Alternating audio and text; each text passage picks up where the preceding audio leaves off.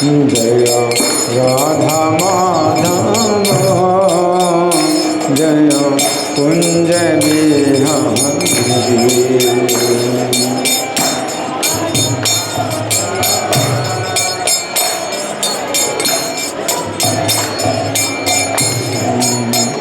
जय गोपी जन वल्लभ जय गिरिवर धारी।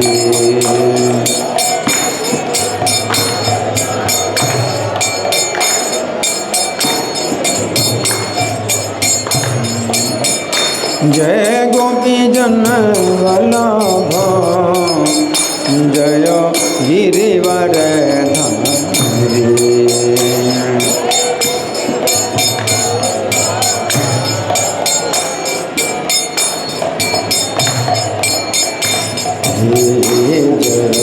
यशोदानंदन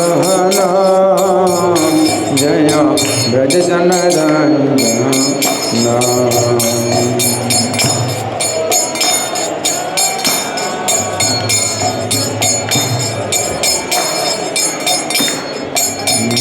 जय यशोदानंदन जय ब्रज जनरंजन।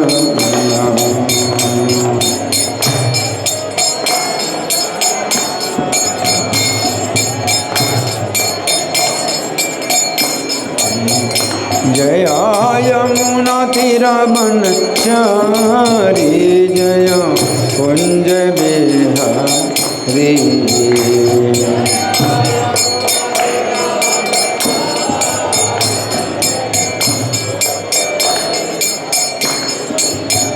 जय यमुना तीरवनचारी जय कुंज बिहारी।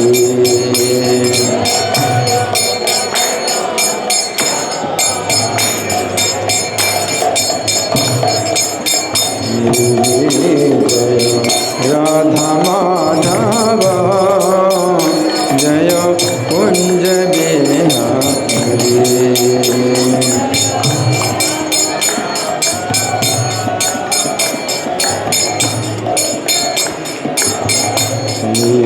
जय राधा माधव जय कुंज बिहारी।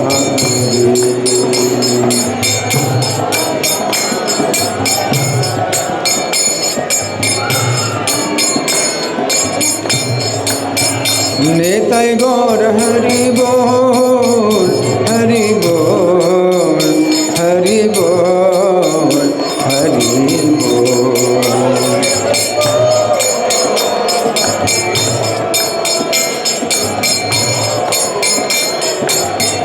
जय प्रभुपदा प्रभुपदा प्रभुपदा प्रभुपदा।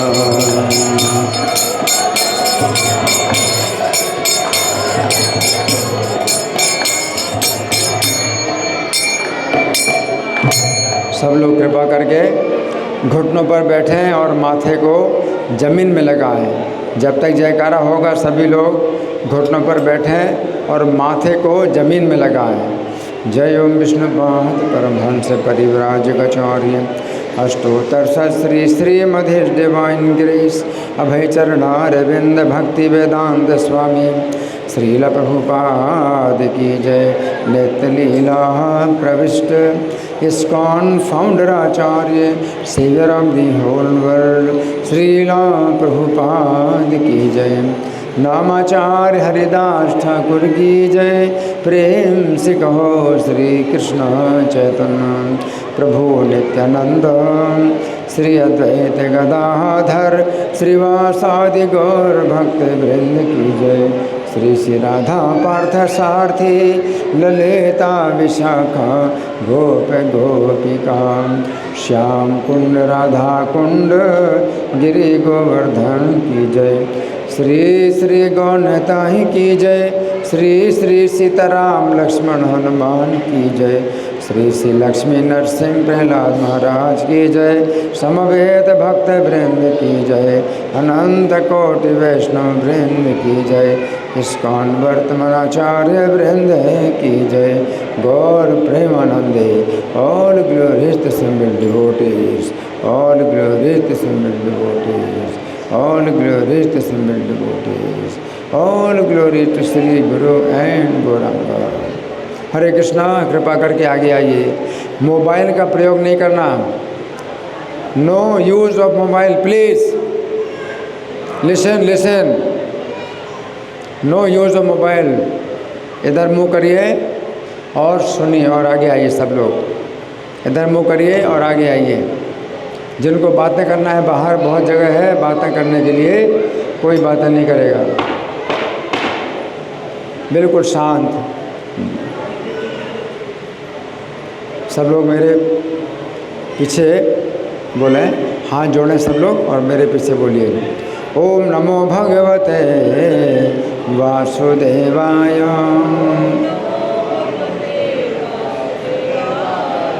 ओम नमो भगवते वासुदेवाय। ओम नमो भगवते वासुदेवाय। ग्रंथराज श्रीमद् भगवद गीता था रूप, अध्याय 17। अध्याय का नाम है श्रद्धा के विभाग और श्लोक संख्या है 26 और 27। तो आप लोग मेरे पीछे बोलें, सद्भावे साधुभावे च सदित्येतन् प्रभुज्यते।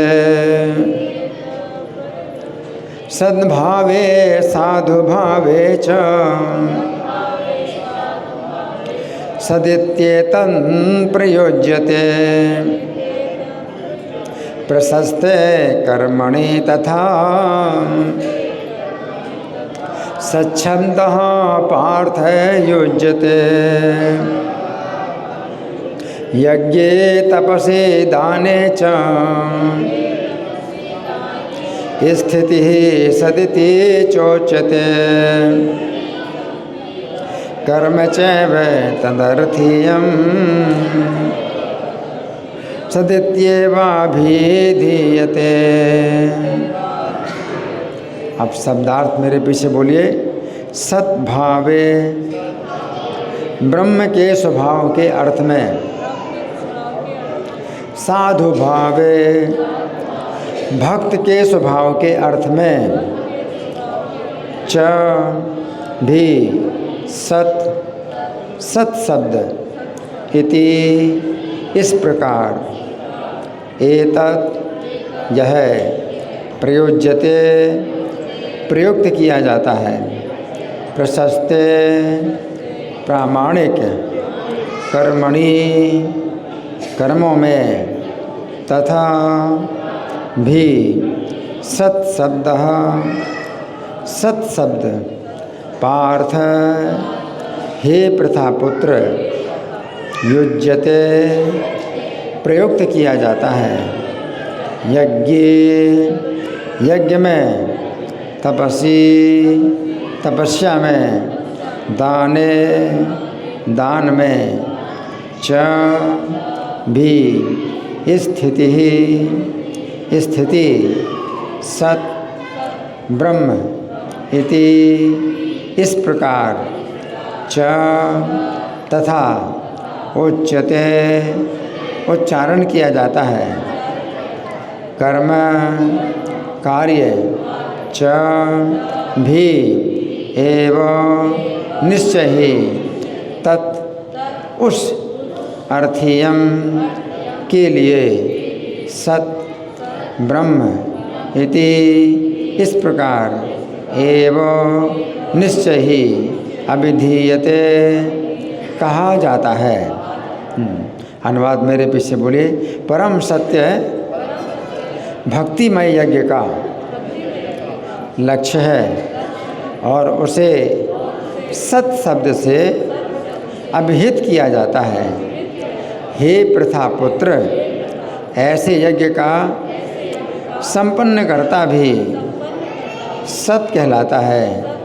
जिस प्रकार यज्ञ, तप तथा दान के सारे कर्म भी जो परम पुरुष को प्रसन्न करने के लिए संपन्न किए जाते हैं सत हैं। तो यहाँ धागा लगा करके प्रार्थना निकालेंगे। मेरे साथ बोल सकते हैं। ओम अज्ञानतिमिरान्धस्य ज्ञानाञ्जनशलाकया चक्षुरुन्मीलितं येन तस्मै श्रीगुरवे नमः। श्रीचैतन्यमनोभीष्टं स्थापितं येन भूतले स्वयं रूपः कदा मह्यं ददाति स्वपदान्तिकं। वन्देऽहं श्रीगुरो श्रीयुतपदकमलं श्रीगुरून् वैष्णवांश्च श्रीरूपं साग्रजातं सगणरघुनाथान्वितं तं सजीवं साद्वैतं सावधूतं परिजनसहितं कृष्णचैतन्यदेवं श्रीराधा कृष्णपादां सहगणललिता श्रीविशाखान्वितांश्च। हे कृष्णकरुणा सिन्धो दीनबन्धो जगत्पते गोपेश गोपिकान्त राधाकान्त नमोस्तुते। तप्त कांचन गौरांगी राधे वृंदावनेश्वरी वृषभानुसुते देवी प्रणमामि हरिप्रिये। वाञ्छाकल्पतरुभ्यश्च कृपा सिन्धुभ्य एव च पतितानां पावनेभ्यो वैष्णवेभ्यो नमो नमः। जय श्री कृष्ण चैतन्य प्रभु नित्यानंद श्री अद्वैत गदाधर श्रीवासादि गौर भक्त वृंद। हरे कृष्णा कृष्ण कृष्ण हरे हरे हरे राम राम राम हरे हरे। नमो विष्णुपादाय कृष्णप्रेष्ठाय भूतले श्रीमते भक्तिवेदांत स्वामिन्निति नामिने। नमस्ते सरस्वती देवे गौरवाणी प्रचारिणे निर्विशेष शून्यवादी पाश्चात्य देश तारिणे। इस श्लोक को समझेंगे। इस श्लोक में भगवान कहते हैं सद्भावे साधु भावे चा सत इति एतत् प्रयोज्यते। भगवान का ये नाम है सत। वेदों में भगवान के 3 नाम मिलते हैं। पहला नाम है ओम, दूसरा नाम है तत् और तीसरा नाम है सत। तो जो सत नाम है इसकी व्याख्या भगवान कर रहे हैं कि सत शब्द का जो है एक अर्थ होता है सद्भावना, आपकी किसी के प्रति सद्भावना है ना, तो सत शब्द का प्रयोग किया जाता है। और दूसरी है साधु भावना यानी भक्ति की भावना, तो सत शब्द का। और फिर तीसरा सत शब्द का अर्थ है कि जो भगवान की प्रसन्नता के लिए कर्म किए जाते हैं, हाँ, उसमें भी सत शब्द का प्रयोग किया जाता है ना। और फिर चौथा क्या है, यज्ञों में भी जो कार्य हैं, यज्ञ के कार्य हैं, तो उनमें कोई व्यक्ति अगर स्थिर रहे तो सत शब्द का प्रयोग किया जाता है। फिर पांचवा है तपस्या का कार्य। तपस्या के कार्य में भी कोई स्थिर रहे तो सत शब्द का प्रयोग होता है। और छठा है दान का कार्य। दान के कार्य में कोई व्यक्ति स्थिर रहे तो सत शब्द का प्रयोग किया जाता है ना। तो कुल मिलाकर के 6 प्रयोग हो गए। और 7वां प्रयोग है कर्म चैव तदर्थीयम। जो भगवान के संबंध में कार्य किए जाते हैं वो भी जो है उसमें भी सत शब्द का प्रयोग किया जाता है। तो हम सुनेंगे अनुवाद, मेरे पीछे बोलिए। परम सत्य, सब लोग बोलिए, परम सत्य भक्तिमय यज्ञ का लक्ष्य है और उसे सत शब्द से अभिहित किया जाता है। हे प्रथा पुत्र, ऐसे यज्ञ का संपन्न करता भी सत कहलाता है। जिस प्रकार यज्ञ, तप तथा दान के सारे कर्म भी जो परम पुरुष को प्रसन्न करने के लिए संपन्न किए जाते हैं, सत हैं। अब तात्पर्य हम सुनेंगे प्रभुपाद के द्वारा। श्रील प्रभुपाद की जय। प्रशस्ते कर्मणि अर्थात नियत कर्तव्य सूचित करते हैं कि वैदिक साहित्य में ऐसी कई क्रियाएं निर्धारित हैं जो गर्भाधान से लेकर मृत्यु तक संस्कार के रूप में है। ऐसे संस्कार जीव की चरम मुक्ति के लिए होते हैं। ऐसी सारी क्रियाओं के समय ओम तत्सत उच्चारण करने की संस्तुति की जाती है। सद्भाव तथा साधु भाव आध्यात्मिक स्थिति के सूचक हैं। कृष्ण भावनामृत में कर्म करना सत है और जो व्यक्ति कृष्ण भावनामृत के कार्यों के प्रति सचेष्ट रहता है वो साधु कहलाता है। श्रीमद् भागवत में 3:25-25 कहा गया है कि भक्तों की संगति से आध्यात्मिक विषय स्पष्ट हो जाता है। इसके लिए सताम प्रसंगात शब्द व्यवहृत हुए हैं। बिना सत्संग के दिव्य ज्ञान उपलब्ध नहीं होता। बिना सत्संग के दिव्य ज्ञान उपलब्ध नहीं हो पाता। किसी को दीक्षित करते समय या यज्ञोपवीत धारण कराते समय ओम तत्सत शब्दों का उच्चारण किया जाता है। इसी प्रकार सभी प्रकार के यज्ञ करते समय ओम तत्सत या ब्रह्म ही चरम लक्ष्य होता है।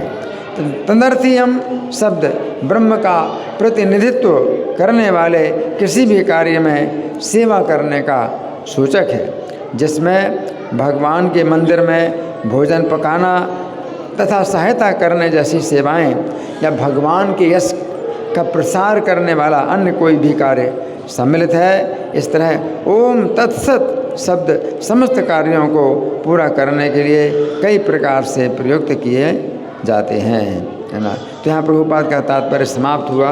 अब हम सुनेंगे श्री भगवान ने कहा में इसकी कैसी व्याख्या हुई है। तो आप सब लोग बड़े ध्यान से सुनिए।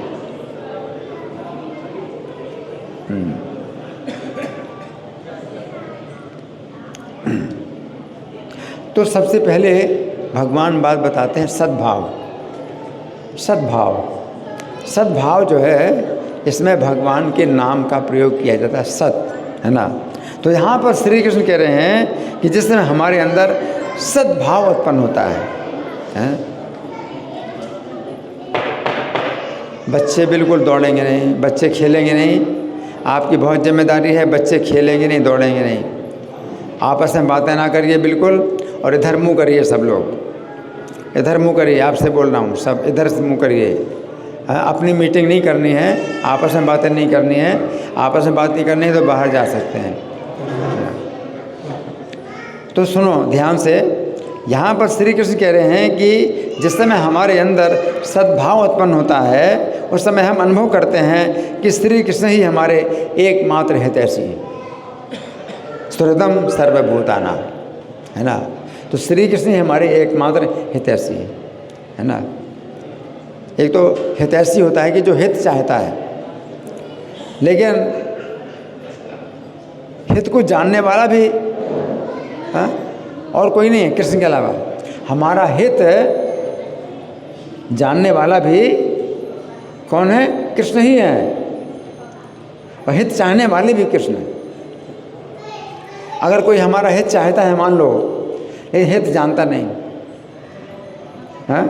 जैसे मान लो किसी को आइसक्रीम नुकसान करती है और वो उसको आइसक्रीम खिला रहा है, तो सोचता है कि मैं उसका हित कर रहा हूँ, लेकिन हित नहीं हो रहा है, वो नुकसान कर रही है ना।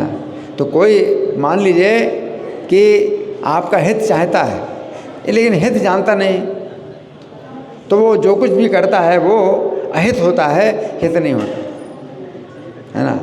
जैसे कि मान लीजिए बच्चा है ना, रो रहा है ना, तो माता सोचती है बच्चे का हित करना चाहती है, और बच्चा रो रहा है, तो उसको मान लीजिए कीड़ा काट रहा है, उसके पैर में या पीठ में कीड़ा काट रहा है, इसलिए रो रहा है। और माँ क्या सोचती है, इसमें भूखा है तो वो स्तन पिलाती है।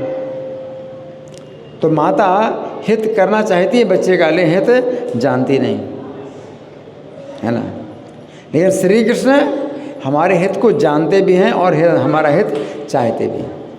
तो ये अंतर है। एकमात्र श्री कृष्ण ही हैं जो हमारा हित चाहते हैं, है ना। तो एकमात्र श्री कृष्ण ही है जो हमारे एकमात्र हितैषी हैं। तो यहाँ पर सद्भाव का अर्थ है श्रद्धा की भावना। भक्ति के मार्ग में सबसे पहले श्रद्धा का उदय हुआ करता है। श्रद्धा का अर्थ है भक्ति से संबंधित शास्त्रों में दृढ़ विश्वास होना। भक्ति के प्रारंभ कहाँ से होता है? श्रद्धा से। और श्रद्धा का मतलब है भक्ति से संबंधित शास्त्रों में दृढ़ विश्वास होना। इसका अर्थ है भक्ति शास्त्रों में कहे गए आदेशों का पालन करने की इच्छा होना। तो जिस समय हमारे अंदर श्री कृष्ण की भक्ति के प्रति आदर तथा महत्व की भावना जागती है, उस समय सत शब्द का प्रयोग किया जाता है। इसका अर्थ है कि उस समय हमारे ऊपर श्री कृष्ण की कृपा कार्य करने लगती है।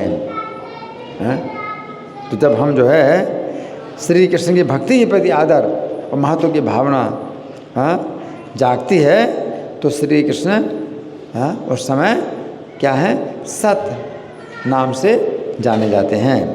तो यहाँ पर श्री कृष्ण कह रहे हैं कि जिस समय व्यक्ति की भक्ति के शास्त्रों के प्रति श्रद्धा की भावना जागती है, जैसे भगवत गीता भी ये शास्त्र है, कौन सा शास्त्र है? योग शास्त्र। लेकिन योग का मतलब क्या है? भक्ति योग। तो भगवत गीता भी भक्ति योग का शास्त्र है।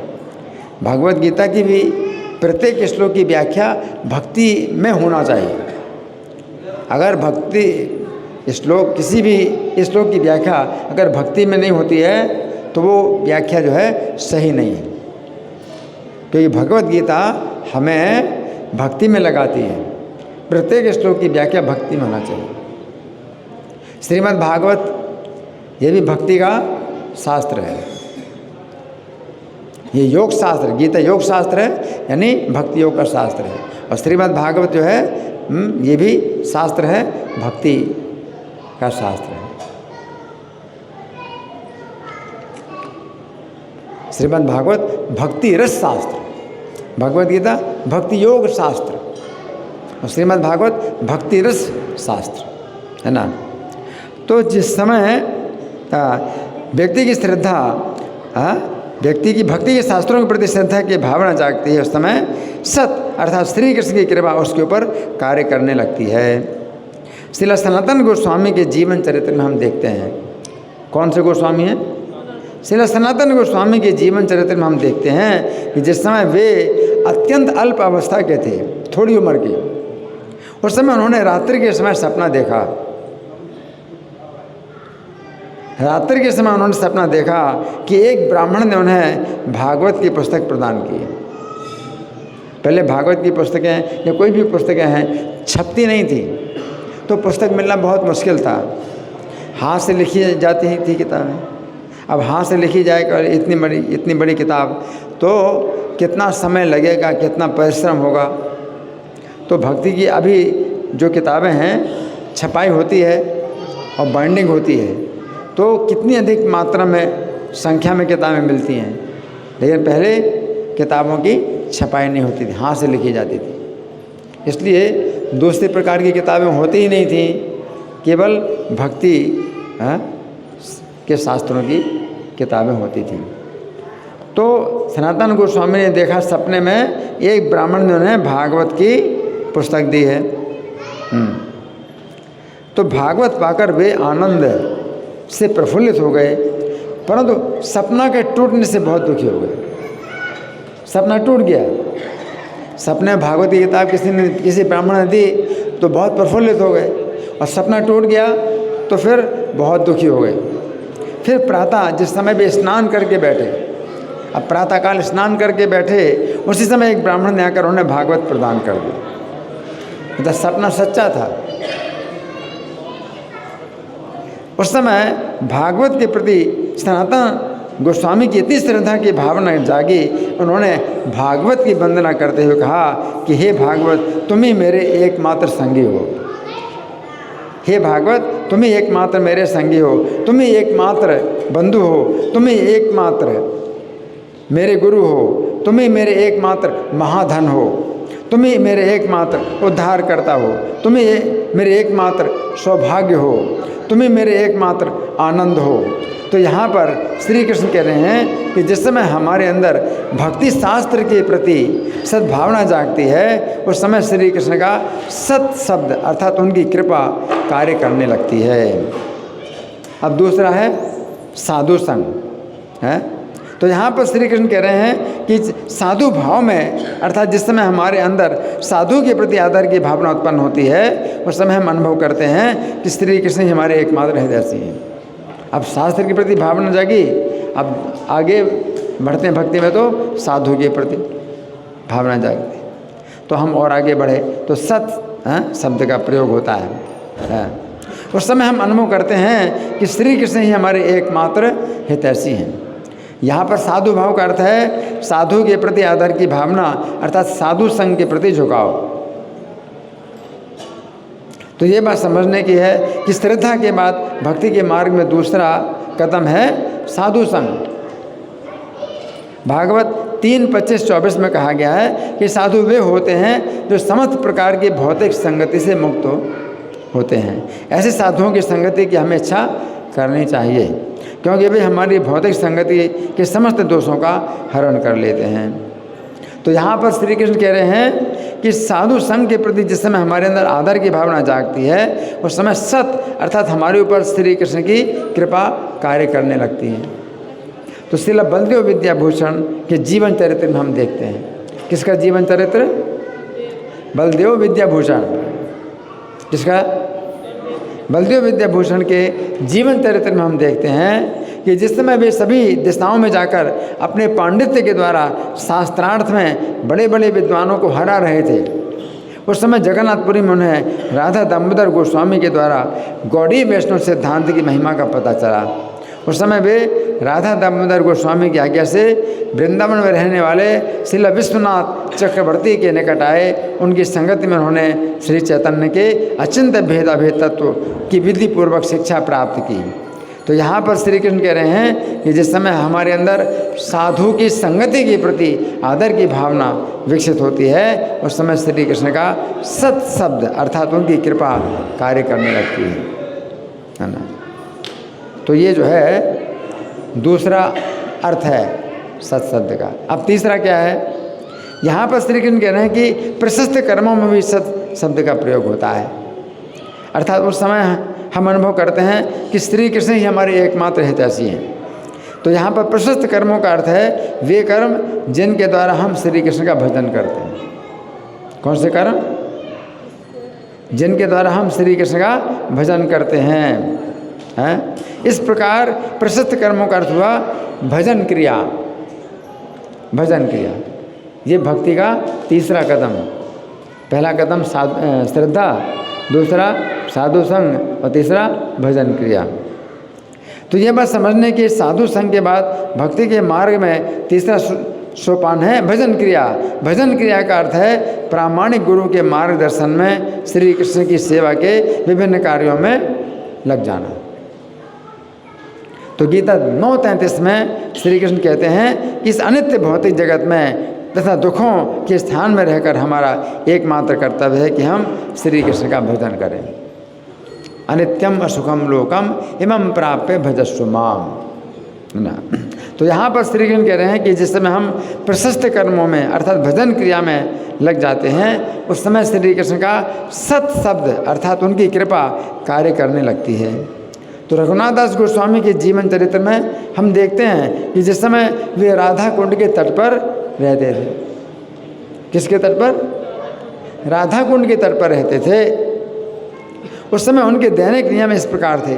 64 माला अर्थात श्री कृष्ण के 1 लाख नामों का जप करना, जो भजन क्रिया है ना। फिर गोवर्धन शिला की पूजा करना, फिर राधा कुंड में 3 बार स्नान करना, फिर श्री कृष्ण को 1000 बार दंडवत प्रणाम करना और वैष्णवों को 2000 बार दंडवत प्रणाम करना। इसके अतिरिक्त जिस समय वे हरे कृष्ण महामंत्र का जप करने के लिए बैठते थे, उस समय उन्हें पता ही नहीं चलता था कि किस समय दोपहर हुई और किस समय शाम हुई। सवेरे सवेरे बैठ गए तो दोपहर का भी पता नहीं चला, शाम का भी पता नहीं चलता। तो यहाँ पर श्री कृष्ण कह रहे हैं कि जिस समय हम प्रशस्त कर्मों में लगते हैं अर्थात भजन क्रिया में का अभ्यास करते हैं, उस समय श्री कृष्ण का सत शब्द अर्थात उनकी कृपा कार्य करने लगती है। अब चौथा क्या है? यहाँ पर श्री कृष्ण कह रहे हैं कि जिस समय हम यज्ञों में स्थिर हो जाते हैं, उस समय हम अनुभव करते हैं कि श्री कृष्ण ही हमारे एकमात्र हितैषी हैं। तो यहाँ पर यज्ञ शब्द का अर्थ है श्री कृष्ण की सेवा में कार्य करना। इस प्रकार यज्ञ में स्थिरता का अर्थ हुआ हमारी श्री कृष्ण की सेवा में भावना उत्पन्न होना। ये स्थिति तभी प्राप्त होती है जिस समय हमारे अनर्थ अर्थात भौतिक काम क्रोध ये शत्रु दूर होते हैं, अनर्थ निवृत्ति है ना। तो पहला कदम है श्रद्धा, दूसरा साधु संग, तीसरा भजन किया, चौथा अनर्थ निवृत्ति। अनर्थ निवृत्ति इस प्रकार हमें समझना चाहिए कि यज्ञों में स्थिरता का अर्थ है अनर्थ निवृत्ति का धरातल प्राप्त होना। ये समझने की बात है कि भजन क्रिया के बाद भक्ति के मार्ग में चौथा कदम है अनर्थ निवृत्ति। भजन क्रिया के संपन्न होने पर अनर्थों की निवृत्ति होने लगती है।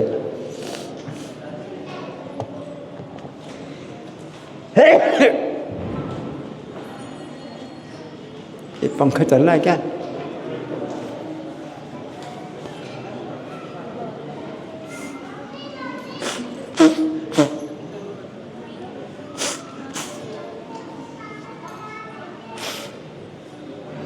ठीक है।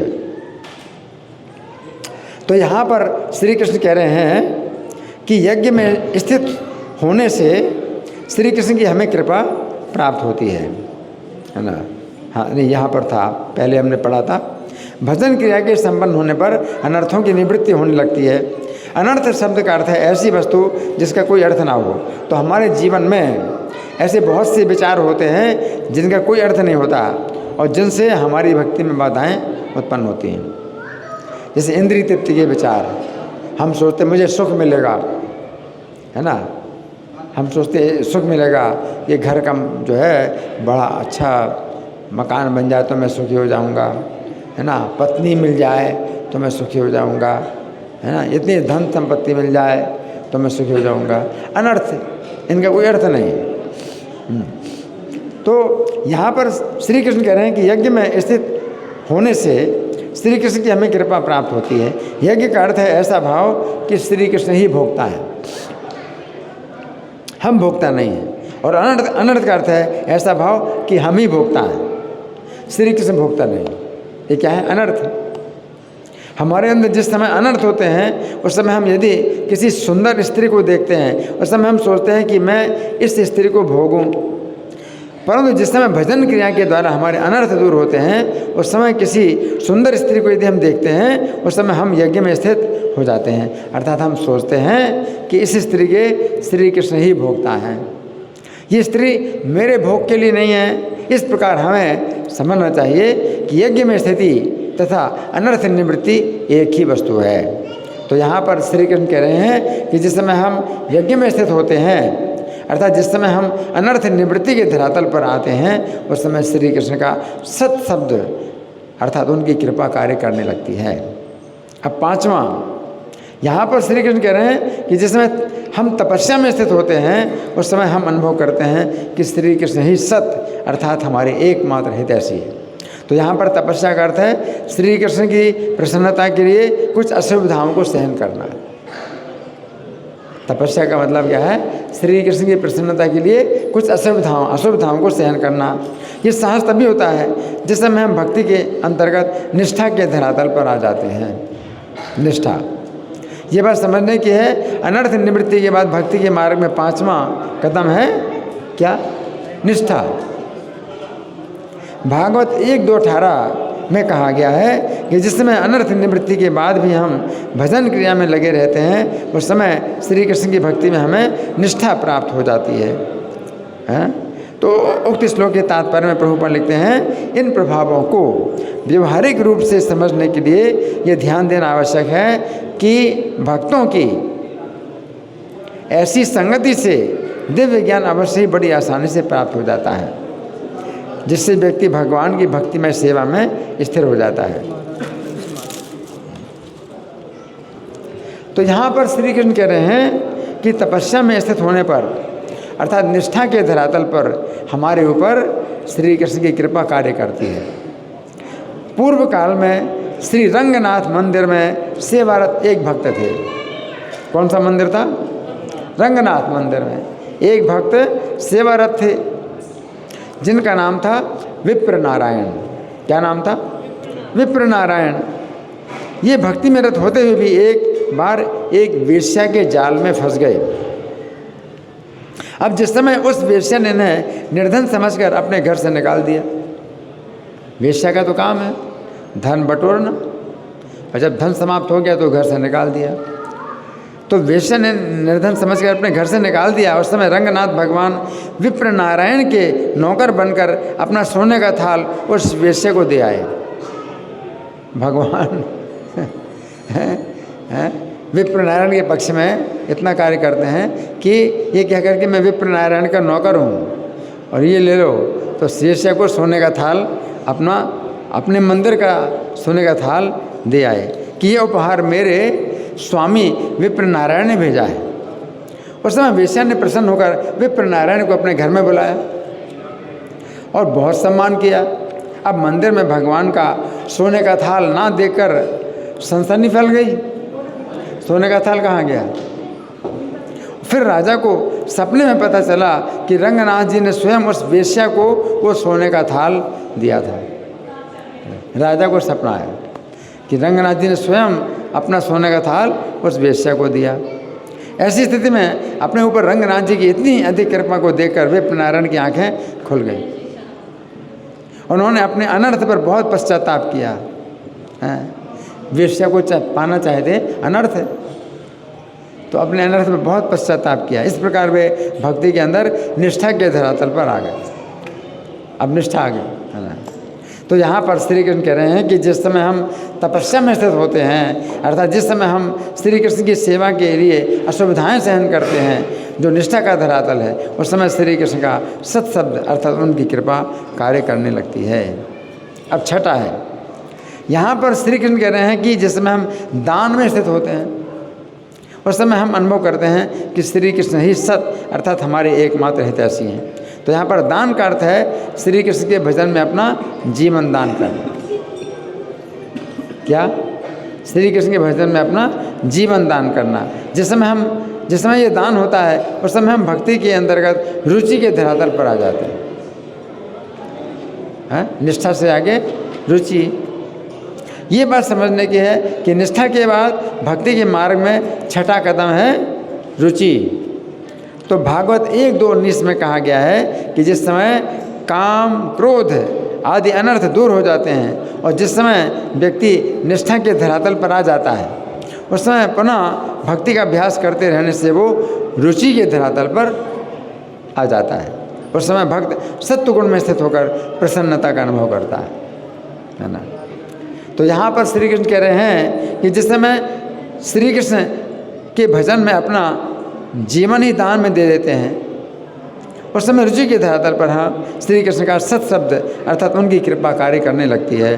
तो भागवत के प्रथम स्कंध के अंतर्गत अध्याय संख्या 5 में वर्णन आता है कि जिस समय नारद जी पिछले जन्म में एक दासी पुत्र थे। नारद जी पिछले जन्म में एक दासी पुत्र थे। उस समय महान वेदांतियों की कृपा से वे उनके द्वारा श्री कृष्ण की मनोहर लीलाओं को सुन सके और इस प्रकार ध्यानपूर्वक सुनते रहने से श्री कृष्ण के विषय में प्रतिक्षण अधिक अधिक सुनने की उनकी रुचि बढ़ती गई। तो यहाँ पर श्री कृष्ण कह रहे हैं कि जिस समय हम श्री कृष्ण भजन के लिए जीवन दान में स्थित होते हैं, जो रुचि का धरातल है, उस समय श्री कृष्ण का सत शब्द अर्थात उनकी कृपा कार्य करती है। अब 7वां, यहाँ पर श्री कृष्ण कह रहे हैं कि तदर्थी कर्म भी सत्य कहा जाता है। तदर्थी शब्द का अर्थ है तदर्थीय है, अर्थात श्री कृष्ण का और श्री कृष्ण के लाभ के लिए, श्री कृष्ण के लाभ के लिए। इस प्रकार तदर्थी शब्द का अर्थ हुआ श्री कृष्ण के लाभ के लिए। तो यहाँ पर श्री कृष्ण कह रहे हैं कि श्री कृष्ण के लाभ के लिए कर्म भी सत कहा जाता है। तो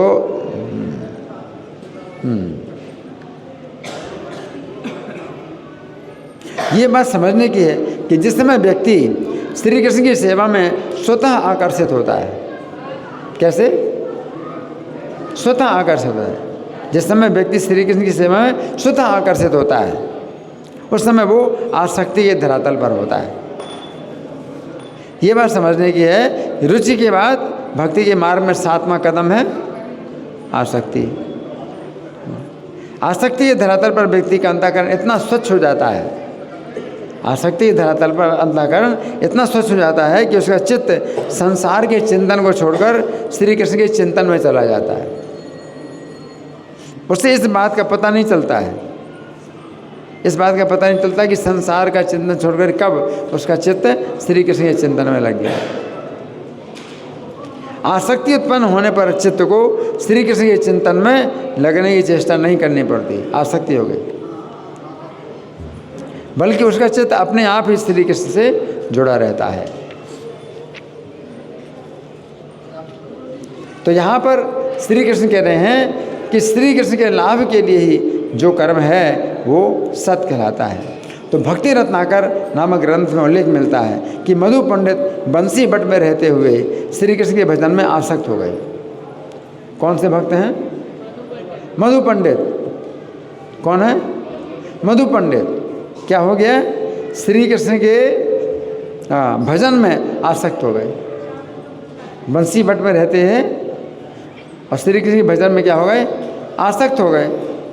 अष्ट प्रहर केवल श्री कृष्ण का स्मरण और कीर्तन करते रहते। 8वां प्रहर श्री कृष्ण का स्मरण और कीर्तन करते रहते थे। परम आनंद भट्टाचार्य के साथ रहते हुए श्री कृष्ण की कथा में समय व्यतीत करते थे। इनके साथी परमानंद भट्टाचार्य थे। तो यहाँ पर श्री कृष्ण कह रहे हैं कि जिस समय हम श्री कृष्ण के भजन में आसक्त हो जाते हैं और श्री कृष्ण की ही सेवा के लिए सभी कार्य करते हैं, और समय श्री कृष्ण का सत शब्द अर्थात उनकी कृपा कार्य करती है ना। अब यहाँ पर भगवान अर्जुन से क्या कहते हैं? ये शब्द है पार्थ। भगवान अर्जुन को कौन से शब्द से बुलाया, पुकारा है? पार्थ है ना, पार्थ है। भगवान कहते हैं प्रशस्ते कर्मणि तथा सच्छब्दा पार्थ युज्यते। दूसरी पंक्ति है ना। तो यहाँ पर श्री कृष्ण अर्जुन के लिए पार्थ शब्द का प्रयोग करके कहना चाहते हैं कि हे अर्जुन, चूँकि तुम पृथा अर्थात कुंती देवी के पुत्र हो इसलिए पार्थ कहलाते हो। जिस प्रकार कुंती देवी मेरे स्मरण में आ सकते हैं। कुंती देवी क्या है? भगवान कह रहे हैं जिस प्रकार कुंती देवी मेरे स्मरण में आ सकते हैं, उसी प्रकार तुम्हें भी होना चाहिए, ताकि तुम्हें सदा मेरी कृपा प्राप्त होती रहे, है ना। तो इसमें कुल मिलाकर के कितने कदम बताए गए हैं? 7 कदम बताए गए। 7 कदम बताए गए। पहला कदम है सद्भाव, दूसरा कदम है साधु भाव, तीसरा कदम है म्हणजे प्रशस्ते कर्मणि यानी भगवान के भजन के जो कार्य हैं, तीसरा। चौथा है यज्ञ कार्य है, और 5वां है तपस्या का कार्य है, और छठा है दान का कार्य है, और 7वां है तदर्थीयम यानी भगवान के भजन के कार्य है ना। तो वो कर्म चैव तदर्थीयम। ये 7 सोपान है ना। तो सबसे पहला सोपान क्या है? सद्भाव। सद्भाव का मतलब श्रद्धा। सबसे पहला सोपान है सद्भाव यानी श्रद्धा। इसमें उदाहरण किसका दिया गया? सनातन गोस्वामी का। सबसे पहले श्रद्धा भाव, सद्भाव का उदाहरण है श्रद्धा। और श्रद्धा किसमें? भक्ति के शास्त्र में। और भक्ति के रस का शास्त्र कौन है? कौन सा शास्त्र? भक्ति रस का है श्रीमद् भागवतम। तो श्रीमद् भागवत में श्रद्धा है ना। तो उनकी श्रद्धा जो है कैसे श्रीमद् भागवत में हुई? सपना देखा, कोई ब्राह्मण उनको भागवत दे दिया है ना। बड़े प्रसन्न हो गए। और क्या हुआ? सपना टूट गया तो बड़े दुखी हो गए। अब उठ करके जो है स्नान किया। स्नान करके जैसे बैठे अपने घर में, एक ब्राह्मण आया, भागवत दे दी। तो भागवत में उनकी श्रद्धा मतलब इतनी हो गई। कितनी श्रद्धा हो गई कि भागवत कहते हैं कि तुम ही मेरे एकमात्र संगी हो, मेरे एकमात्र बंधु हो, एकमात्र गुरु हो, एकमात्र महाधन हो, एकमात्र उद्धार करता हो, एकमात्र सौभाग्य हो, एकमात्र परम आनंद हो, है ना। तो ये जो है सद्भाव का मतलब है भक्ति के शास्त्रों में श्रद्धा की भावना है। फिर दूसरा है जो कदम है साधु संग है। साधु संग है में ये है साधु भाव। यहाँ भगवान के साधु भाव, तो साधु भाव का मतलब है साधु संग, है ना। तो साधु संग का मतलब है साधु के प्रति आदर की भावना है। साधु संघ के प्रति झुकाव। साधु संघ का मतलब हुआ साधु संघ के प्रति झुकाव। अगर साधु संघ मिल जाए तो हम झुक जाते हैं। साधु संघ है ना। तो इसका उदाहरण इसका उदाहरण में क्या बताया गया है? बलदेव विद्याभूषण। बलदेव विद्याभूषण जो है उनको क्या था कि वो अपने पांडित्य के द्वारा शास्त्रार्थ में सब को हरा देते, है ना। लेकिन जब राधा दामोदर गोस्वामी, जगन्नाथपुरी में राधा दामोदर गोस्वामी का जो है उन्होंने जब देखा कि वो जो है गौड़ी वैष्णव सिद्धांत का वर्णन कर रहे हैं, तो फिर जो है उनकी आज्ञा लेकर ये विश्वनाथ चक्रवर्ती के निकट आए और उनकी संगति में जो है पूरा श्रीमद् भागवत का अध्ययन किया। तो ये क्या है? साधु संघ। साधु संघ दूसरा है। फिर तीसरा क्या है? प्रशस्त कर्मों की बात है।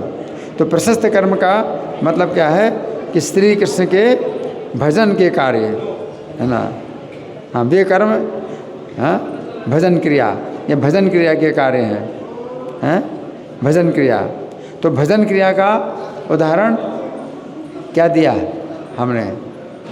भजन क्रिया का उदाहरण रघुनाथ दास गोस्वामी। रघुनाथ दास गोस्वामी हैं, कैसा नियम था? कितने माला जप करना रोज? 64 माला रोज करना, 1 लाख नाम, और गोवर्धन शिला की पूजा करना, और राधा कुंड में 3 बार स्नान करना, और श्री कृष्ण को 1000 बार दंडवत प्रणाम करना, और वैष्णवों को 2000 बार दंडवत प्रणाम करना, है ना। और जब जप करते थे तो सवेरे बैठते थे, उनको दोपहर कब हुई और शाम कब हुई पता नहीं चलता। ये भजन क्रिया है ना। तो ये तीसरी स्थिति है भजन क्रिया, है ना। फिर चौथा ही स्थिति है यज्ञ में स्थिति, यज्ञ में स्थिरता, है ना। तो ये यज्ञ में स्थिरता, इसको हमने भक्ति का चौथा सोपान माना है। चौथा सोपान क्या है? भजन क्रिया के बाद अनर्थ निवृत्ति। अनर्थ निवृत्ति है, तो अनर्थ निवृत्ति है ना। तो अनर्थ निवृत्ति का जो उदाहरण है वो हमने क्या दिया? उदाहरण दिया अनर्थ निवृत्ति। अनर्थ निवृत्ति का उदाहरण दिया कि जैसे मान लीजिए कि कोई सुंदर स्त्री हम देखते हैं, तो अनर्थ क्या होता है? हम उसको भोगना चाहते हैं, अनर्थ है। लेकिन जब अनर्थ दूर हो जाता है तो हमारे अंदर विचार आता है कि श्री कृष्ण ही इसके भोगता है। तो ये अनर्थ निवृत्ति है ना, ये है। तो ये चौथा। फिर पांचवा धरातल क्या है? तपस्या में स्थिति। तो तपस्या में स्थिति का जो है अनर्थ निवृत्ति के बाद तपस्या, मतलब निष्ठा, इसको निष्ठा बोलते हैं। अनर्थ निवृत्ति के बाद निष्ठा, ये पांचवा धरातल। पहला है श्रद्धा, दूसरा साधु संग, और तीसरा भजन क्रिया, और चौथा अनर्थ निवृत्ति, और पांचवा निष्ठा। तो निष्ठा का जो धरातल है कैसे प्राप्त हुआ, इसका उदाहरण दिया। किसका? विप्र नारायण। विप्र नारायण के एक भक्त हैं, तो वे जो है रंगनाथ जी की भक्ति में लगे थे, लेकिन एक वेश्या को देख करके जाल में फंस गए, है ना। और वेश्या ने जो है निर्धन समझ करके निकाल दिया, चलो तुम्हारे पास पैसा नहीं है, निकल जाओ। तो रंगनाथ जी देखो, रंगनाथ जी उनके पक्ष में क्या करते हैं, मंदिर का जो है अपना सोने का थाल ले आए, और क्या कहेंगे कि मैं विप्र नारायण का सेवक हूँ, उन्होंने भेजा है तुम्हारे पास। तो वेश्या ने उनको बुलाया। वेश्या ने जब बुलाया, है ना, तो फिर क्या हुआ कि मंदिर में सनसनी फैल गई, हैं, सोने का थाल कहाँ गया। और फिर भी रंगनाथ जी ने राजा को सपना दिया कि मैं उस वेश्या को दे के आया हूँ। और जब इनको पता चला कि रंगनाथ जी ने मेरे पक्ष में इतना जो है कार्य किया, तो उनको फिर क्या हुआ, बड़ा पश्चाताप हुआ, बड़ा पश्चाताप, बड़ी ग्लानि हुई, है ना। तो फिर वो क्या हुआ, अनर्थ उनके सब दूर हो गए, हाँ, और निष्ठा का धरातल प्राप्त हो गया। फिर छठा, निष्ठा के बाद क्या होता है, आसक्ति, रुचि, रुचि, है ना। यहाँ पर दान में स्थिति कही, दान में स्थिति। तो जो भजन क्रिया में अपना जीवन दान करने की भावना आती है तो रुचि पैदा होती है ना। तो रुचि है ना। तो इसका उदाहरण कौन सा दिया हमने रुचि के? नारद जी का। नारद जी पिछले जन्म में दासी पुत्र थे, दासी पुत्र थे, और भक्ति वेदांत जो साधु थे उनकी संगति से वे कृष्ण की मनोहर लीलाएं सुनने लगे, और सुनते सुनते फिर उनके अधिक से अधिक सुनने की रुचि उनकी बढ़ती गई, है ना। तो ये जो है रुचि के धरातल कहलाता है ना। फिर सातवां है कि श्री कृष्ण के लाभ के लिए जो कर्म होते हैं वो उनमें स्थिति हो जाए अपनी, है ना। तो वो जो है जैसे भगवान के मंदिर में भोजन पकाना, ये भी भगवान के लाभ के लिए, कृष्ण के लाभ के लिए कार्य है। और भगवान के यश का प्रसार करने का कार्य भी है। तो ये जो है आसक्ति कहलाती है, जब सेवा में स्वतः आकर्षण हो, भगवान की सेवा में स्वतः आकर्षण हो, है ना। ऐसे कि तो हम किसी को बोलते हैं तो चलो कर देते हैं सेवा, ऐसे कहते हैं। लेकिन जो भगवान की सेवा में स्वतः आकर्षण हो, आसक्ति कहलाती है ना। तो आसक्ति, है ना, इसमें किसका उदाहरण दिया? मधु पंडित गोस्वामी। मधु पंडित गोस्वामी, है ना, तो वे जो है बंसी बट में रहते हुए श्री कृष्ण के भजन में आसक्त हो गए। तो क्या करते थे? आठों प्रहर केवल श्री कृष्ण का स्मरण और कीर्तन करते रहते। और परमानंद भट्टाचार्य के साथ में क्या करते थे? कृष्ण कथा में पूरा समय व्यतीत करते थे, हैं। तो ये कहते हैं आसक्ति, है ना। तो इस तरह से आसक्ति। और फिर भगवान अर्जुन को क्या बोलते हैं, कौन सा नाम बोलते हैं इसमें? पार्थ, है ना। तो पार्थ का मतलब क्या है? प्रथा के पुत्र। और प्रथा नाम किसका है? कुंती महारानी का नाम, है ना। कुंती महारानी का नाम प्रथा, है ना। तो भगवान अर्जुन को जब ऐसा पार्थ कहते हैं तो इसमें क्या भाव है? हाँ, जैसे कुंती तुम्हारी माता मेरा हमेशा आसक्ति है, स्मरण में आसक्त रहती है, उसी प्रकार से तुम भी मेरा स्मरण करो, स्मरण में आसक्त हो, है ना। तो ये जो है 7 प्रकार के जो धरातल हैं ये भगवान की भक्ति है ना। तो भगवान का जो सत है, ये जो नाम है सत, है ना। तो ये जो है भक्ति ये 7 धरातलों में जो है कार्य करता है, भगवान की कृपा प्राप्त होती है ना।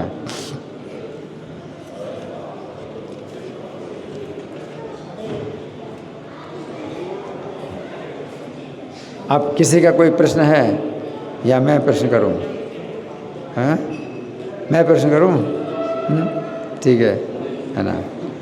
तो श्रद्धा का मतलब क्या है? भक्ति का सबसे पहला कदम है श्रद्धा। तो श्रद्धा का क्या मतलब है? शास्त्रों के प्रति आसक्ति। और शास्त्र भी कई प्रकार के होते हैं। कौन से शास्त्र? भक्ति के शास्त्र, भक्ति शास्त्रों के प्रति आसक्ति। शास्त्र तो बहुत प्रकार के हैं, धर्म शास्त्र भी कहलाते हैं, न्याय शास्त्र भी होते हैं, कई प्रकार के शास्त्र होते हैं, लेकिन भक्ति शास्त्रों के प्रति आसक्ति। और भक्ति शास्त्रों में भी सबसे बड़ा शास्त्र कौन है? श्रीमद् भागवत। तो श्रीमद् भागवत में आसक्ति हो जाए, है ना, श्रद्धा हो जाए, श्रीमद् भागवत में श्रद्धा हो जाए, है ना। इसमें हमने किसका उदाहरण दिया? श्रीमद् भागवत में श्रद्धा सनातन गोस्वामी। थोड़ी सी उम्र की थी, अल्प आयु, थोड़ी सी उम्र की थी, थोड़ी सी उम्र के थे वो। तो सपने में क्या देखा उन्होंने? एक ब्राह्मण ने भागवत की पुस्तक दी, और भागवत की पुस्तक मिली उनको तो बड़े प्रफुल्लित हो गए। और सपना टूट गया तो बहुत दुखी हो गए, है ना। और फिर कैसे प्राप्त हुई भागवत?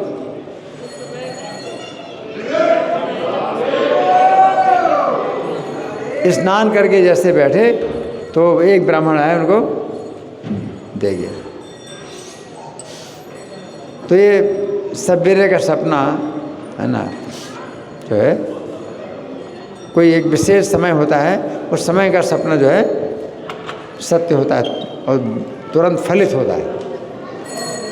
कोई विशेष समय है तो तुरंत ही फलित हो गया। तो ये जो है श्रद्धा का धरातल है। और श्रद्धा के बाद साधु संग का धरातल, है ना। तो श्रद्धा के बाद पहले आपका भक्ति शास्त्र में आपकी श्रद्धा होती है, और फिर बाद में श्रद्धा जो है आपकी आगे बढ़ती है साधु के प्रति, तो साधु संग कहलाता है। तो साधु संग का धरातल में किसका उदाहरण दिया गया? बलदेव विद्याभूषण का। बलदेव विद्याभूषण, है ना, साधु संग का धरातल। वो अपने पांडित्य का जो है प्रदर्शन करते थे, अपने पांडित्य का प्रदर्शन करते थे, है ना। सभी दिशाओं में भ्रमण करते थे और विद्वानों को परास्त करते थे। लेकिन जगन्नाथपुरी में आए, राधा दामोदर गोस्वामी से उन्होंने गौड़ीय सिद्धांत के बारे में सुना। तो फिर उनकी आज्ञा से वृंदावन में आए और विश्वनाथ चक्रवर्ती ठाकुर से पूरा भागवत अध्ययन किया। ये साधु संग है ना। तो इस प्रकार से जो है ये भक्ति के 7 अंग है। लेकिन 7 अंग नहीं, कुल मिला के 9 अंग हैं। आसक्ति तक तो इसमें आई बात। आसक्ति के बाद 8वां जो कदम है वो क्या है? आसक्ति के बाद भाव। आसक्ति के बाद 8वां कदम है भाव। और भाव के बाद 9वां कदम क्या है? प्रेम। भाव के बाद 9वां कदम है प्रेम, है ना। धन्यवाद। ग्रंथराज श्रीमद् भगवद गीता की जय, श्रील प्रभुपाद की जय। हरे कृष्णा।